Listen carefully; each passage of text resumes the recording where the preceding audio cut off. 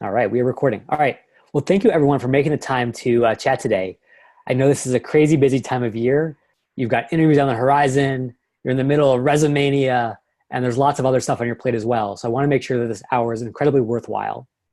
To that end, we're going to really focus very sort of explicitly on how exactly do you go from where you're sitting today to success in the interview room in a couple months. And so to get you there, I just want to first give a shout out to Katie at Keenan Flagler, who made this all possible. She's a total rock star and definitely appreciate the opportunity because I love working with you guys. Just want to give you a sense that, no matter how you're feeling about things right now, whether you're an MBA 1, an MBA 2, your first sort of MBA interview on the horizon, or you've done a couple already, just know that I feel your pain. As an MBA myself, definitely have this background of having been sort of a non-traditional business student, got my start as a kindergarten teacher, and then ultimately went from there all the way to a bunch of really cool tech companies. And while that can sound like really great in retrospect, what I really want to dive into today is all the struggle, all the sort of discovery and mistake making that I had to do along the way to get to that sort of promised land. And hopefully, if I can share those mistakes that I made, you can avoid them. You can learn faster, get results faster, ultimately come out of this business school experience with the exact career opportunities that you came in to get. And to that end, I want to focus on two things that Katie had suggested to me. Number one, really making sure before you step into the interview room for the first time that you understand the role that you're applying for at a deep level. It's not just like, hey, it sounds cool. I heard someone else did this last year, but actually I get it. I know what the hiring manager needs, and I'm ready to deliver that. And then also to go inside the mind of the hiring manager, whether the person sitting across the table from you is from Amazon or Dell or Microsoft or a startup, really understand what he or she is thinking and how they're making their decisions. And to that end, what we're going to start with is this role piece. And so I really want to go into sort of very strong detail here as far as all the most important MBA roles in the tech world. And to do that, I'm going to use this sort of metaphor, the case study, if you will, of the Apple car. Now, as those who've been following the tech news for the last couple of years know, Apple car is kind of like the great white whale of the tech industry. Is it really out there? Is it really coming? Apple has gone back and forth as far as what they're really investing in. I can tell you that sitting here in Mountain View, California, I have seen, in addition to a bunch of Google cars, a number of unmarked self-driving cars driving around my neighborhood. Can't confirm they're Apple, but if they are, what I want to give you a sense of is how the different roles that you might fill at Apple, or any tech company for that matter, would bring that project to fruition. So if the Apple car is truly something that Apple is exploring right now, the first folks who would make that possible are the business operations team, often known as BizOps. And this is basically the internal strategy group. A lot of former consultants or former bankers, people with really strong analytical chops, who are crunching the numbers, trying to figure out, what is the market for a brand new vehicle today? Is it a really strong market for electric vehicles, for self-driving vehicles? What are the trends, and where is the sort of industry headed? And based on that data and that analysis, they're going to make a go or no-go recommendation. And if they make that go recommendation, then we move to the next team, which ultimately is HR. And that's because if you think about Apple's core competency, lots of great software engineers, lots of great industrial designers, not a lot of automotive engineers. And so if they're going to hope to sort of compete with the Fords and GMs and Teslas of the world, they're going to have to bring in talent from Ford, GM, and Tesla. And so having a really strong HR function that goes out and recruits, poaches talent, gets folks excited is going to be really important. But that's pretty slow going, especially if you're talking about bringing in, say, 1,000 automotive engineers right away. If you want to get to scale, what can actually be more efficient is to use your corporate development function, also known as Corp Dev or CD, which is basically the internal M&A arm of any big tech company. So again, former bankers, management consultants, folks who have that experience of valuing and doing financial modeling to try to figure out how much is any given startup worth. If, for example, like GM did, where it acquired Cruise for a cool $1 billion, Apple wants to go out and buy another self-driving startup or another hot automotive startup, they could bring in 100 engineers or 500 engineers right away without going one by one. And that's the power of corporate development. Now, once you have this team coming together, both through hiring and acquisition, now you have to figure out, what are we actually going to build? What are we going to have these folks work on? And that's the duty of the research function. And traditionally in the tech world, the research function is broken down into two categories. First of all, you have the market researchers who are trying to understand the overall contours of the marketplace. So again, sort of what are the trends in this space? What are people looking for in terms of buying a new car? What do the demographics look like? How can we use those psychographics to put together a really strong profile of who our buyer is? But then at a more micro level, you have the UX research team, user experience research. These are the folks who are getting one-on-one with individual prospective customers and saying, hey, let's do a test drive in a prototype car. Or let me have you drive me around in your Tesla to find out what you love about it and what you don't. And that way I really get that nitty-gritty sense of where the opportunity lies with any individual car buyer. And that's the research function. And they take those findings and they share them with the product management or PM team. This is, of course, that sort of very famous Steve Jobs-like role in a company where you're collecting all this insight, all this market research, and you're turning it into a vision. Going to that sort of fabled whiteboard and saying, hey, here's what I think we should build. Here's where the opportunity is going. Here's how we can pursue it. And so that's a really great role as far as getting a chance to really define the vision for the company and those next steps moving forward. However, even the most talented product manager isn't going to be able to actually execute all of that vision themselves, which is why they work with project managers, basically dedicated task masters who are going to take this larger vision and break it down into manageable chunks and say, hey, this engineer is going to work on this piece, this designer is going to work on this piece, these are the timelines, these are the milestones, and ultimately ensure that all of that vision comes to fruition in a timely manner. And that's project management. Now, as this car starts to come to the marketplace, someone has to sort of stir up that marketplace and get really excited about actually purchasing this thing. And that's, of course, the marketing function. So in the tech world, you have this classic product marketing function that's going out there and doing research, trying to understand, how do we message this audience? Who do we target? What do we say to them? Turning that into really powerful campaigns. Obviously, you have associated roles in social media marketing and email marketing and PR, basically telling that story in the marketplace, getting everyone sort of frothing at the mouth for the next amazing Apple product. And as folks get excited about this, there's only one little problem, which is that while it might be fine to buy an iPhone or an iPad purely based on an ad, for a $50,000 or $100,000 car or whatever it's going to be, you really want to actually feel it and experience it. And the only problem is Apple doesn't have any test drive facilities. It doesn't have any car dealerships. How is it going to catch up with the Fords and Teslas of the world? Well, one way it can do that is by forging strategic partnerships. And that's through the business development or biz dev function.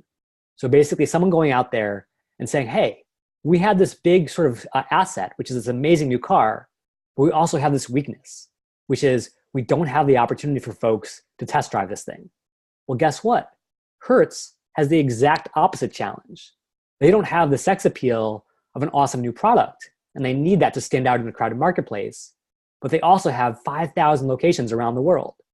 What if we partnered with Hertz in the same way that Apple partnered with AT&T back in the day for an iPhone exclusive and said, hey, the only place you can rent the Apple car when it first comes out is Hertz, and in exchange, anyone can go to a Hertz and do a test drive whenever they want.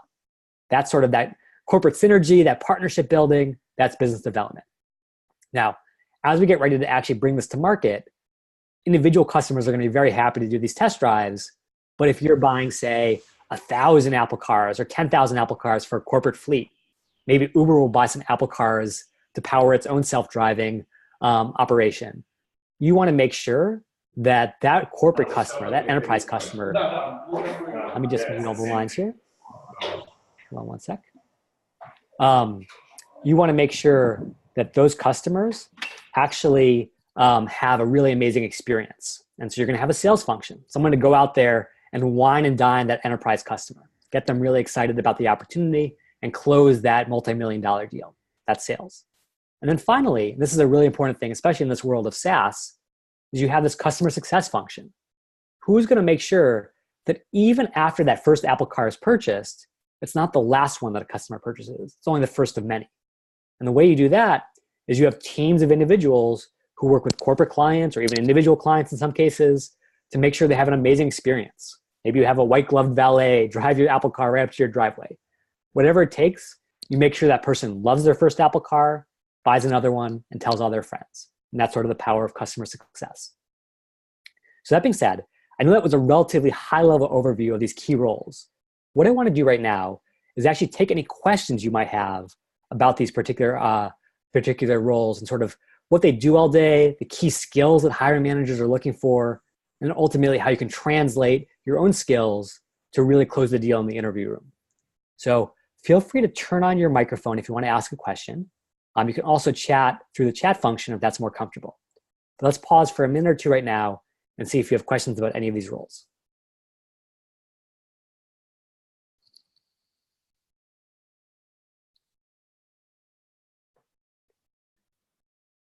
And Liam, I'm unmuting your iPad, so if you want to take any questions in the classroom, feel free. Go for it. Hi, Jeremy. Thank you so much for finding time for us. So my name is Mukesh. My question is regarding the business operations and corporate development. You told that in the business operations, we do the market research about the product, like what is the viability of the product. And again, we are doing similar market research in the corporate development. Is there any?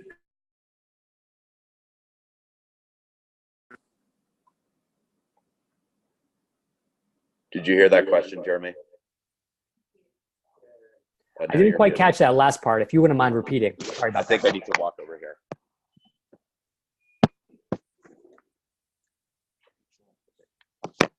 So my question was regarding the business operations and corporate development fields. Like you said that we do the market research in the beginning, whether the product is viable or not in the business operations. And then later again, we do similar. I don't know if it's the similar study we do in the corporate development. Again, the market research you're talking about. What's the difference between these two market research? Great question. Sorry about the juggling the muting here. I just wanted to minimize the echo. So you definitely heard me sort of mention the R word multiple times here throughout this life cycle, which is research. And I think it speaks to the fact that, especially for any kind of undertaking of this size, whether it's a massive new hardware project, even sort of a mega new software investment, like say for instance, Apple's new watch software or something like that, you're talking about multiple years and multiple millions of dollars in the making. And so while there will definitely be research at different levels or at different roles, I would think about it sort of at 3 different levels of granularity. The highest level of research is industry trends. And that's what you start with at the business operations function. So again, as you're thinking about in your MBA strategy classes, you're trying to figure out where's that blue ocean? Where are the opportunities in the overall landscape of cars, self-driving vehicles, electric vehicles, where maybe Apple could make a really huge impact given the unique assets it brings to bear. So again, relatively high-level research along the lines that you would present to a CEO or a Tim Cook. Then, sort of one level down is the market research that the market researchers and the product marketers do together. And that's basically trying to figure out, okay, we know we're building something here. Now we just have to figure out sort of who exactly we're building it for. So of all the consumers in the electric vehicle market, what are the different segments and which one is right for us? Maybe you say, hey, Apple normally goes after a relatively upscale customer. So instead of going after people who are just environmentally motivated, we're going to go after people who are luxury motivated. And that's sort of our targeting as far as that market level of research. And then at the very lowest level, you've got that user experience research. And again, this is often one-to-one where an individual researcher is sitting down with a customer to almost do a Vulcan mind meld, if you will, with that person's experience. What does it feel like when they get behind the seat of their Tesla? What do they love about it? What drives them crazy? And if they can sort of get that level of insight, they can now come back to the product designers and the product managers and say, hey, Tesla has incredible loyalty and love when it comes to its brand, but people don't actually love the fact that in the new Model 3, they have to look down at this little dashboard to see everything that's happening. That's an opportunity for Apple. And so again, from industry to customer to individual sort of customer insights, 3 different levels of research, and it all depends on whether you're doing business operations, market research, or UX research. Hopefully that helps. What other questions do we have, guys? That was a great one. Happy to dive into product management, product marketing, any sort of questions you might have before you head into the interview room. And again, feel free to unmute yourself if you want to ask live. Feel free to chat through the chat function if that's more comfortable. Hi, Jeremy. This is Liam. Hey, Liam. The project management role or program management role, I guess. I think the icon that you use there is a Gantt chart. At the end of the day, is it just managing a Gantt chart that the product manager makes? Yeah, great question. So I should be clear that in my experience, let me just make sure the echo's gone. In my experience, the project manager is basically driving all of that sort of planning. So again, let's sort of use the Apple Card example. Product manager says, hey, here are some sort of user stories that we want to use to guide our development. And so we're saying, hey, we want someone to have a car that can come and pick them up automatically, or a car that can get 100 miles on a charge. And they have all these high-level visions, and they maybe write some feature stories and sort of spec that out a little bit. But then it really is up to the project or program manager to figure out how do you go from a cool feature on paper to what that actually looks like in terms of delegation. So they create the Gantt chart, they own the milestones, they do the daily stand-ups. And I think that the different roles really speak to different kinds of people. You know, some people are that sort of head in the clouds product manager type who wants to like just have a cool vision and then ultimately to sort of pass it off to someone else. Others are much more like detail oriented. They say, hey, I want to be down in the weeds. I want to be working with people every single day to turn this vision into reality. And so if you can figure out sort of your your flow state or your comfort zone where you do your best work, I think you can figure out between product and project, which is the right one for you. Great question, Liam. Let's take maybe one more question on roles if you have it, and then we'll move on to getting into the interview room.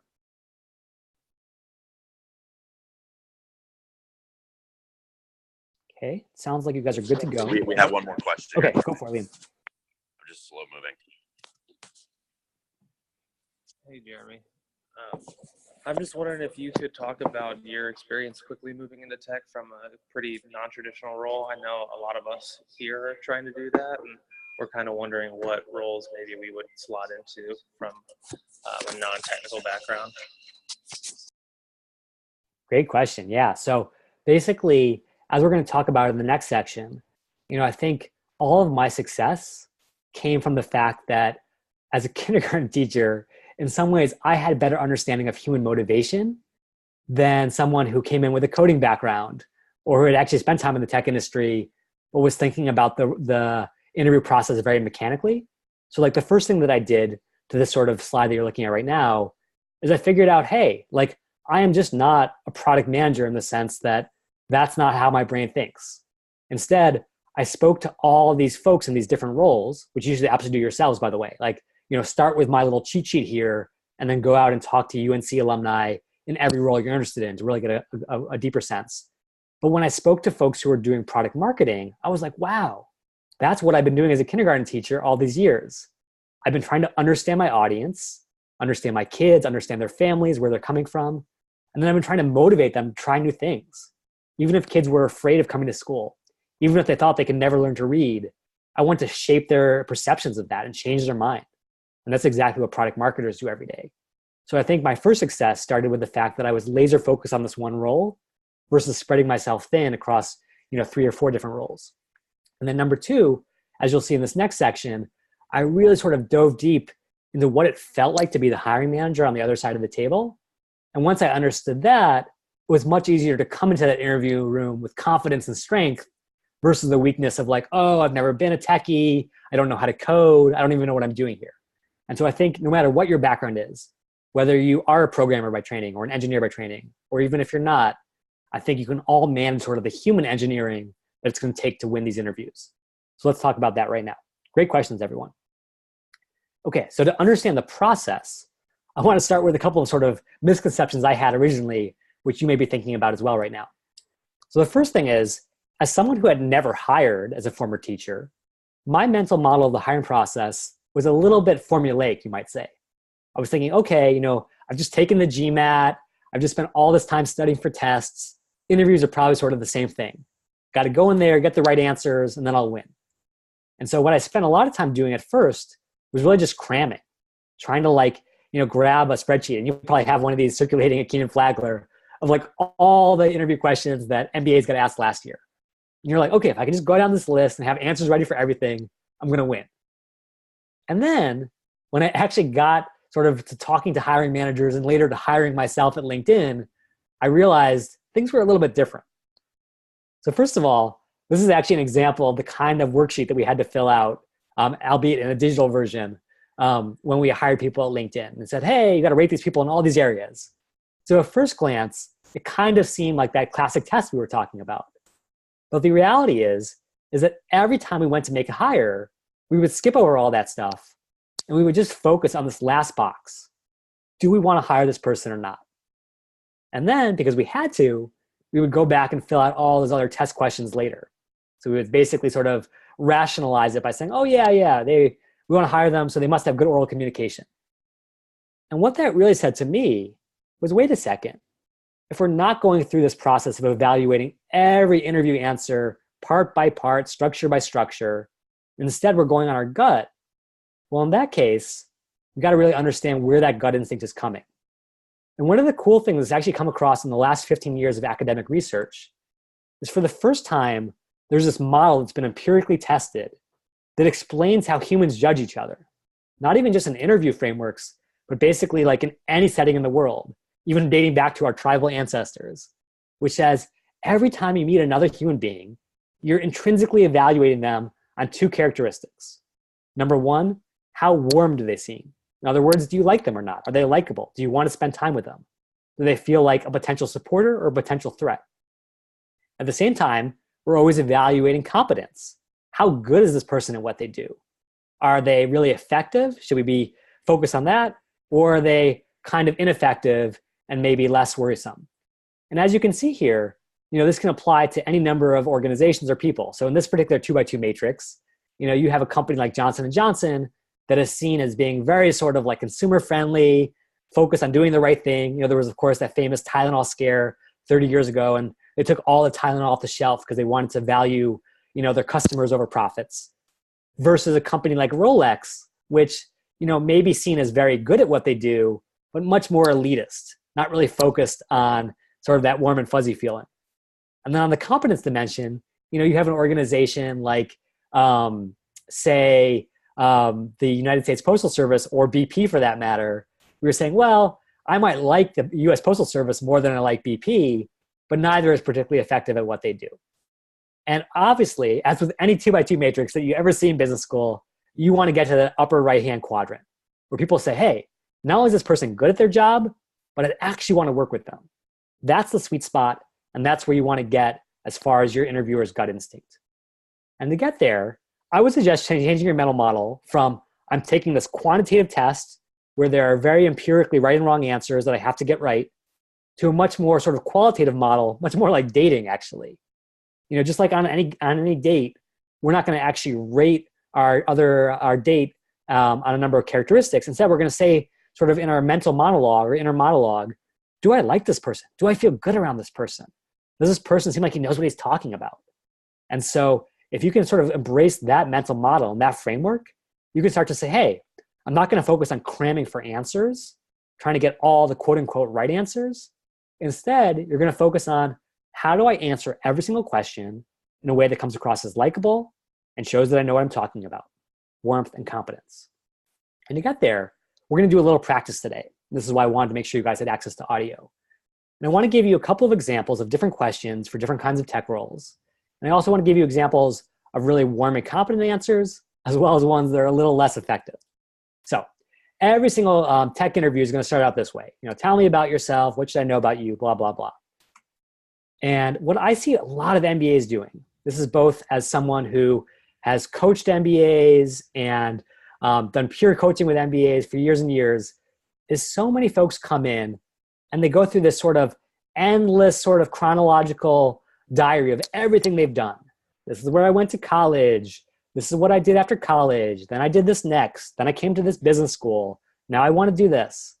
And the problem with an answer like that is it may be very factual. It may sort of pass that original like test-like idea of how interviews work, but it's not warm because there's no sense of passion. There's no likability in this answer. And it's also not competent because it just feels kind of like this endless, verbal sort of upchucking of everything you've ever done, not really sort of encased in any framework. And so what I would suggest to you is a more successful approach is to take the same information, but package it with warmth and competence.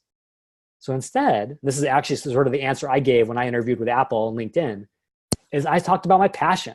I led with this initial focus on what I really cared about and the impact I wanted to make in the world. And then I went from there into a really clear structure that said, hey, based on this passion that I have and based on this example of that passion, here's why this ultimately ties back to your company. I made that pivot back to the interviewer to say, hey, this is not just about me.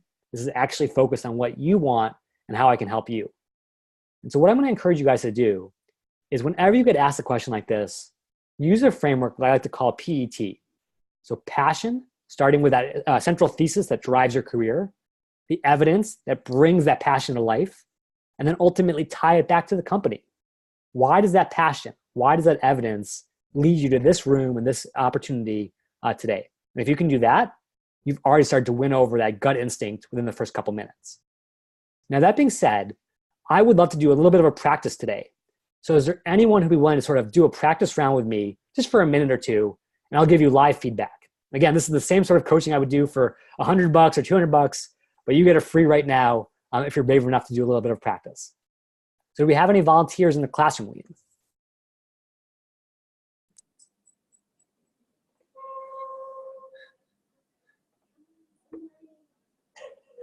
No takers, I take it. Okay, that's fine.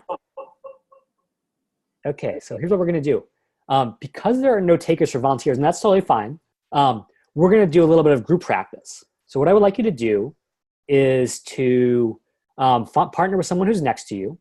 And basically, in the interest of time, only one person will practice this round, but then the next round, the other person will get a chance to practice. So again, you're going to focus on this question of tell me about yourself. I want you to try to apply this framework of starting with your passion, giving a really great story that brings it to life, and then tying it back to your desired company. And then I want the other person to rate you on warmth and competence, not based on whether your answer was chronologically correct or had every last detail of your entire career, but instead, how did it feel instinctually? Do I like you? Does it seem like you could do this job? So go ahead and start that partnership right now, and I will give you 3 minutes to do the answer and then another minute for feedback. So your time starts now. And by the way, if anyone who is watching virtually outside the classroom would like to practice with me at the same time, I would be happy to do so. Just feel free to turn on your mic or chat with me right now.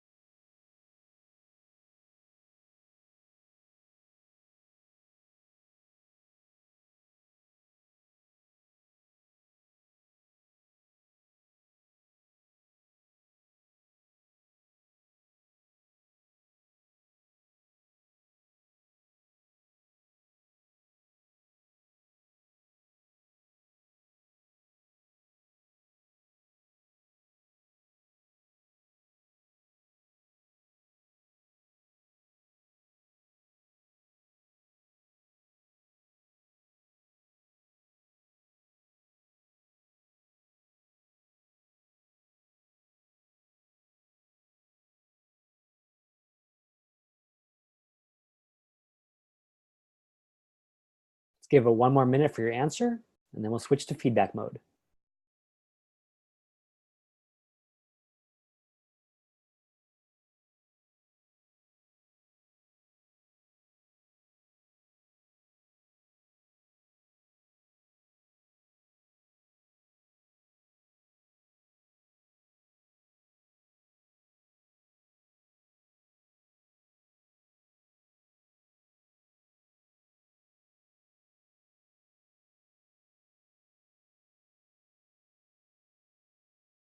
Okay, go ahead and finish up the last sentence there, and then have your partner give you feedback, again, judging your warmth and your competence.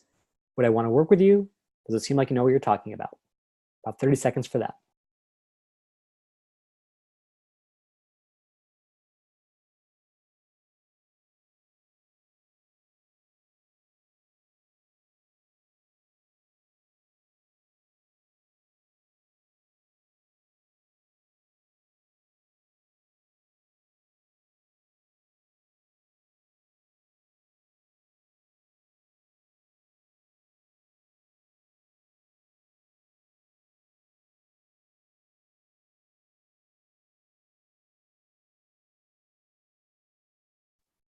Okay, so let's finish up that feedback. I'm going to unmute Liam's iPad just to see how things are going in the classroom. All right, sounds like folks are still talking, which is totally fine. Hi, Jeremy. Hey, how are we doing? I think we're doing good. I think a couple people are still finishing up back here. Okay, let me give them a couple more seconds and then we'll move on. By the way, you guys will have access to this recording, and I also have a really good sort of parting gift for you at the very end, so stay tuned for that as well, even if it feels like we're moving pretty fast. So, Jeremy, we have someone in the room here who wants to try their pitch with you. Oh, that's awesome. I would love to. He gave it to me, and I thought it was really good, so I would like him to share it with everyone. That would be amazing. All right, I'm getting put on the spot here, but so specifically one of the roles I'm interested in, I was able to speak with someone on the Google News team, and thinking about that news product. So got a weird echo, but I'll yeah, if the echo is really bad, maybe you guys can mute on your end. I don't know if you have access to that. Yeah, maybe we. Yeah, we'll try that.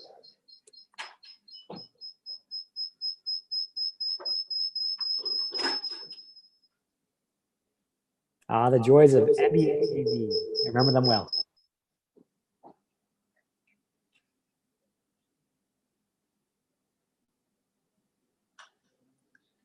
Are you able to hear me? We're still okay. Can you hear me? Yeah, beautiful. That's awesome. Okay, great.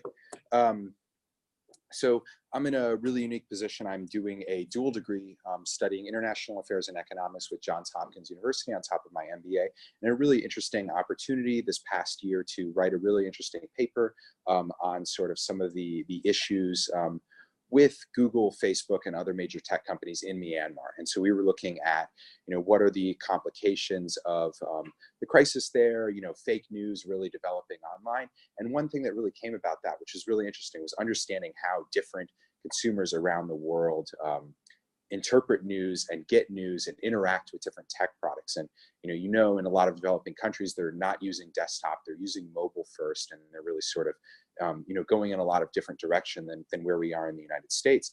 And so for me, I'm really excited by these opportunities to understand how new consumers around the world are using different Google products like Google News.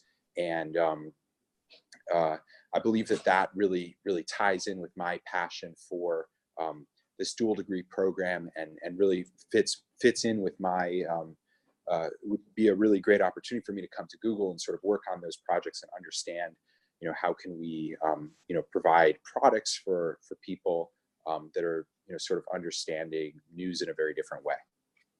Very cool. And so first of all, I want to have everyone in the classroom, even those watching outside, give a big round of applause, because that was awesome. Super brave to go in front of your whole class. Big props. That being said, yeah, I think that there's something that was really effective about the answer and something that I might improve. So let me sort of give it to you one after another. So the effective piece is that it felt like your passion was really authentic here. Like so often I'll have MBAs start their answers by saying, hey, I really want to work at Amazon because I love working for really great companies that do innovative stuff, and Amazon's really big and innovative.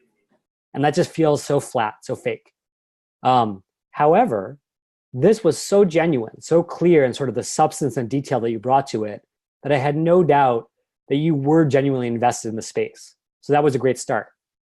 I think what was missing for me a little bit, though, is that ultimately, you always got to come back to that interviewer's sort of mindset of, what are you going to do for me? How are you going to make my life better? And so while I heard a lot of passion, I didn't necessarily hear a lot of skill or evidence of impact in what you did. more just sort of like, here's something I was curious about and I explored it. And so depending on the role that you're applying for, whether it's a marketing role or a product management role, always think about like, what are those key skill sets that we were just talking about on the other slide? How can I insert those? So for example, when I was applying for this marketing role at LinkedIn, I made sure to say, hey, it wasn't just about working on a mentoring program or teaching kindergarten. It was about getting 300,000 kids from around the world to have a great mentor for the first time. So in as much as marketers are driven by impact and results and outcomes, I had that really clear front and center. For you, it might be, I'm applying for this product management role, and I really understand our customers on the ground. I'm not just sitting here in Palo Alto or sitting here in Mountain View, assuming what it's like in Myanmar. I've actually investigated it really thoroughly. So when I build that next generation of Google News product, I can build it with that end user in mind, as opposed to someone who's just sitting there in a theoretical vacuum. So really great start. Make sure you always bring it back to what that hiring manager cares about. Awesome job. Okay, let's move on to the next section, which is definitely going to be something that you're going to face as a marketer or project or program manager candidate. Probably be asked in pretty much any tech interview, to be honest, though. And that is, tell me about how you worked with a team. Tell me about how you solved a team challenge. Tell me about how you influenced an unruly team member.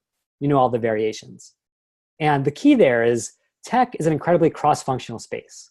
As you saw on that very first slide, BizOps has to work with HR has to work with Corp Dev has to work with research, so on throughout the life cycle, which means you've got to be really good at bringing stories about teamwork to bear. Now, what I often hear from folks is stories that involve a team, but don't really represent teamwork best practices. And so here's an example story that I had from my time before business school, where yes, I was working with a team, but I kind of threw them under the bus. I had no empathy for any of my cross-functional partners. I just made myself the hero of the story. And I hear that a lot from MBAs. The other thing that I hear is basically sort of, this high-level take on whatever we did. Maybe it's because we're worried about time or we're worried about not going too deep into the weeds and being too jargony, but we stay so high level that the story's just not credible. Like one of the easiest ways to tell if someone is telling the truth is to ask follow-up questions and dig into the details. If you actually accomplish something significant, you'll have mastered those details. If not, if you were just sort of a bit player on the sidelines, you're always going to stay at that high level. So make sure you bring the detail that demonstrates your competence. Here's an example of how you can do that. So the same story told differently can be all about starting with empathy. Here's what our customers had to deal with. Here's what our partners had to deal with. I first had to begin by understanding that before I could take any step forward.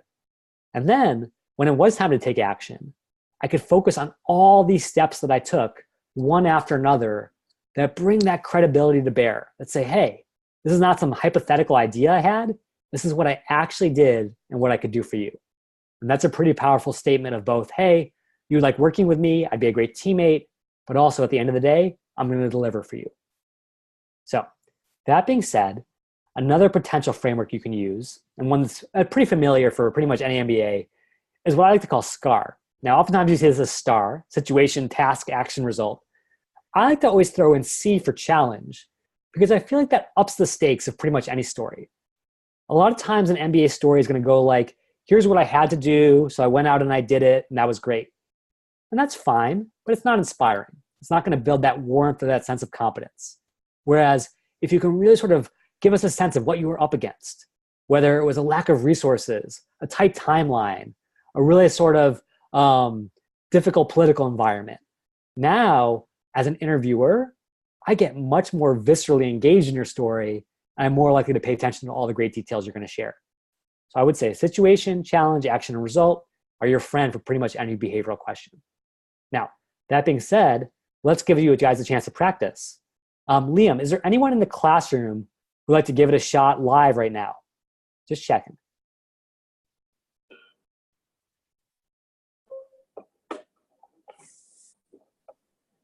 Any takers? We have our same guy volunteering here. Okay, let's go for it. The more the merrier. All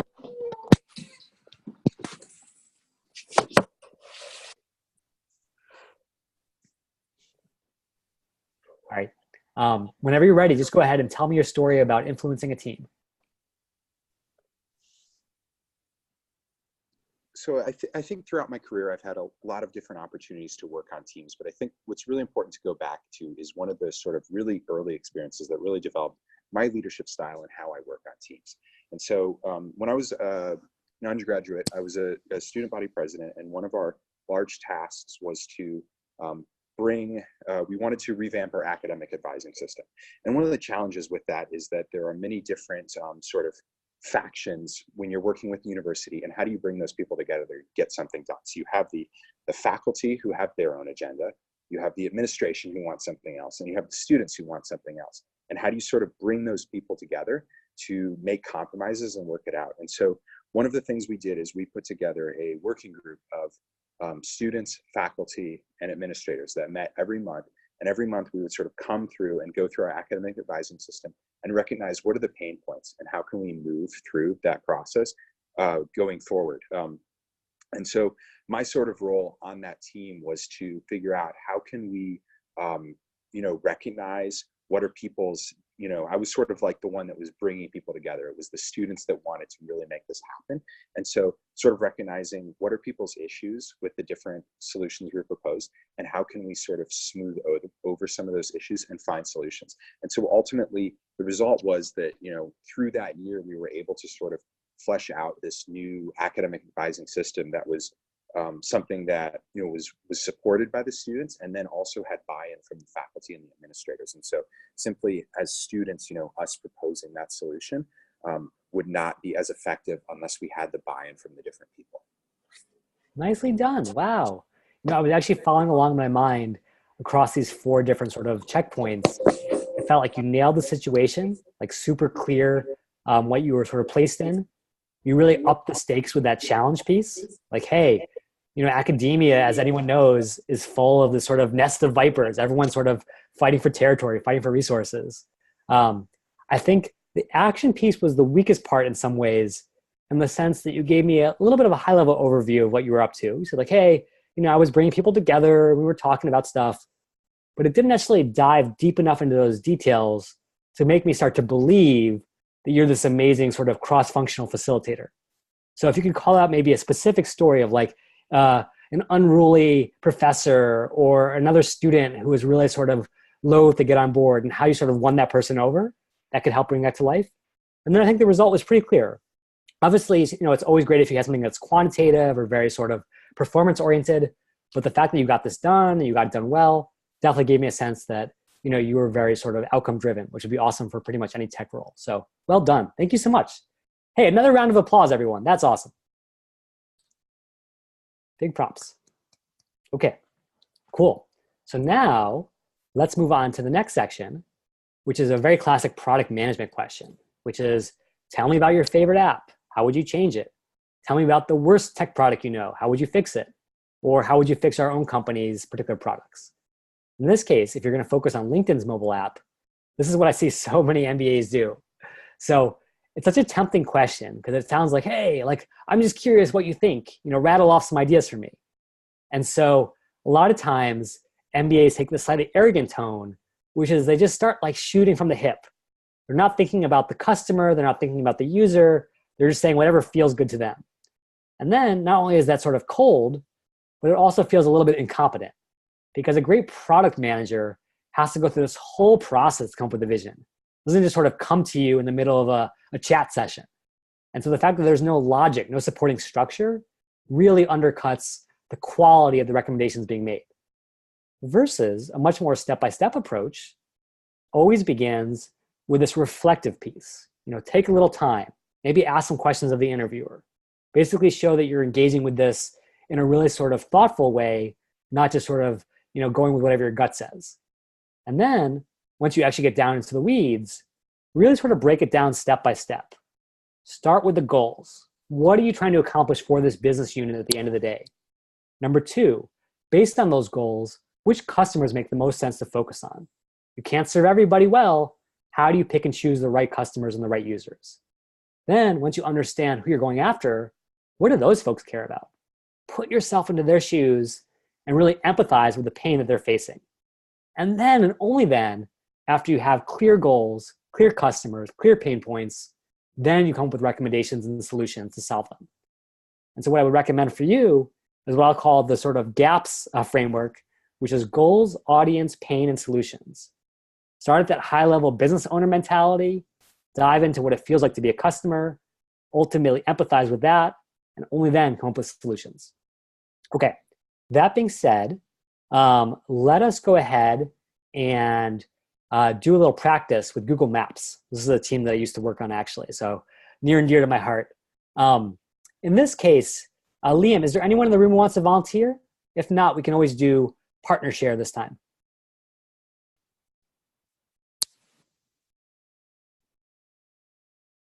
Okay, sounds like probably not. I know this is a tough one to sort of solve in front of your classmates. Is that right, No Liam? volunteers here, Jeremy. Okay, that's totally fine. Sorry to put you guys on the spot. Let's go back to your partner pairs. And this time, the person who didn't get a chance to answer last time gets to be the interviewee this time. And again, I want you to spend about maybe 2-3 minutes going through the answer. Doesn't have to be totally perfect or totally fleshed out. Just try to embrace this framework and really work through it step by step. And then the other person who plays the interviewer, spend 30 seconds giving feedback. Do you seem like someone I'd want to work with?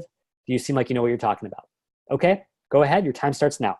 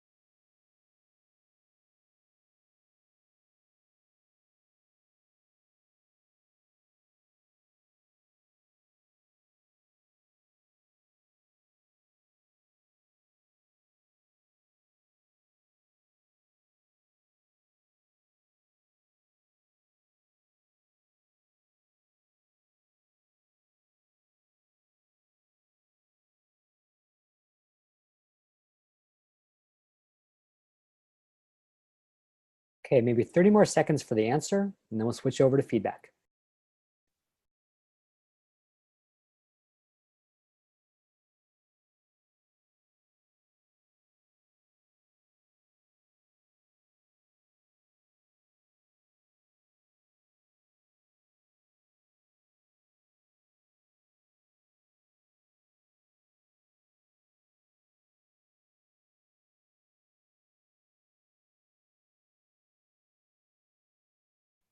Okay, let's go ahead and have the interviewer provide some feedback. Let's spend about 30 seconds on that.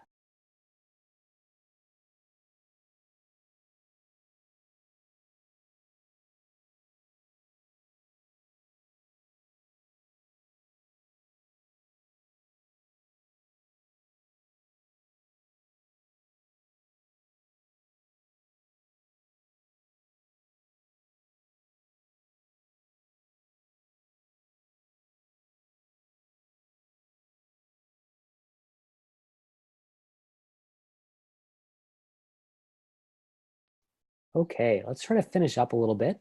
Liam, when you have a chance, let me know how things are going in the classroom.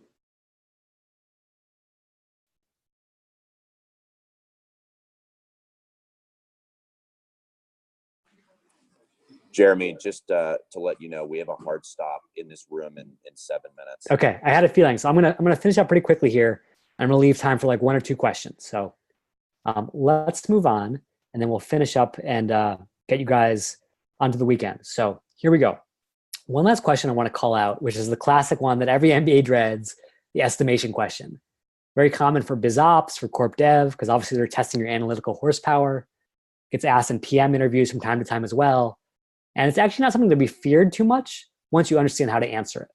So Classic question, how many windows are in New York City? A lot of MBAs, again, kind of maybe fueled by nerves, fueled by anxiety, really just rush in.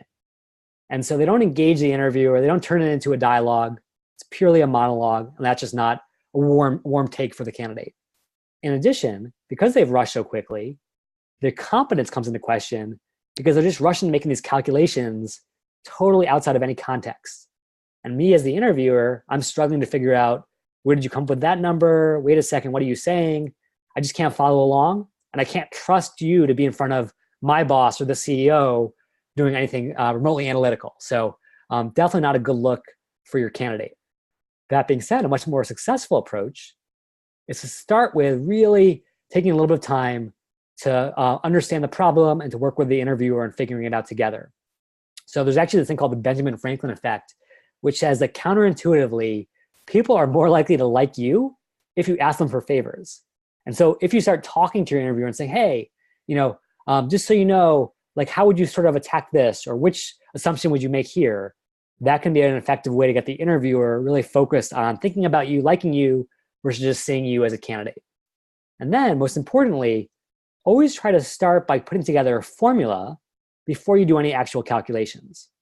So in this case, you're saying, hey, if I have to figure out how many windows are in New York City, I want to start by buildings times average number of windows times building type, basically put together a relatively straightforward formula. So now, if the interviewer has any questions, or wants to dive a little deeper, they know exactly what I'm doing as opposed to me sort of doing this in a vacuum. And that just demonstrates transparency, demonstrates clarity, and that's competence. Now, if we had a little bit more time, I would give you a chance to try this formula yourself, which is always state your assumptions, work with your interviewer to get them on the table, then break it down into a formula, and then calculate only when you have your formula in place. And obviously, there are a million ways you could practice this. How many stop signs are in Chapel Hill? How many Waffle Houses are there in the state of North Carolina? Who knows? But the fact of the matter is, no matter what crazy question you get, don't freak out. Always start with, hey, how do I engage the interviewer? How do I get my formula in place? Everything else will follow. Okay, that being said, I want to recap a couple things and then take some questions. So first of all, you got to understand the role, which is, it's not just, oh, product management is sexy or product marketing sounds like a good fit for me. Really understand what they do all day. What are the tasks on their plate? Then level that up to the skills that you need to bring into the interview room. So for example, if a product marketer needs to have incredible empathy, make sure you talk about how you've empathized with your customers and your partners in previous jobs. And then at the end of the day, know what those skills ladder up to in terms of goals. How are product marketers held accountable? How are product managers held accountable? If you're a product marketer, you have to demonstrate impact. It's not just, oh, I spent a lot of money and I had a lot of views. I actually moved the needle on usage and metrics. How can I demonstrate that based on what I've done in the past? And then once you've built up that great portfolio of skills and experiences that you can bring into the interview, understand who that person is on the other side of the table. They're not an automaton. They're not a test scanner. They're not here to grade right or wrong. This is much more of a date than a test. And because it's a date, and it's a date with a human being, you're going to think about how human beings judge everyone. Do I like you? Would I want to work with you? Do you know what you're talking about? And if you can bring warmth and competence to each of your answers by demonstrating passion, by having structure to every possible response, now you control that human perception, which in the end is the only thing that matters. And so what I want to give you guys as we finish up here is basically two things to help you be really effective at both of these tasks. Number one, if you really want to understand the role, even in more depth than we talked about today, I have an entire slide deck of all those roles and more broken down into, here's a typical day for this person. Here's a typical background for this person. Here's how this person is evaluated. Here's how the job is hired for. So you can grab that on my website, break into that tech/get-jobs. And then here's the really big thing. I know that the interview practice is kind of like exercise. It's a muscle that you have to build over time through lots of reps. So rather than hope that you can master it all today, I'm actually going to give you free access to my Break Into Tech course, which is normally about $100. But I'm going to give it access to you guys because you actually showed up today and you made an investment in this, and I really appreciate that. So if you connect with me on LinkedIn, let me know how the webinar was. I will not only go ahead and connect with you, but I'll also send you a free access to this course so you have everything we talked about and more to help prepare your interview game to really crush that opportunity. So again, you can connect with me, bit.ly/connect-Jeremy. Now I know we're out of time and the room is about to turn over. I just want to thank you guys for making the time to invest in this experience today. I know you have tons on your plate, but also know, as a former kindergarten teacher who made it to the promised land, you can do it too. And I can't wait to welcome you here into this awesome space. So thank you guys so much. Here's wishing you an amazing weekend and tremendous success in everything that comes next. Go Heels. Bye, all. Thank you very much, Jeremy. Thank you, Liam.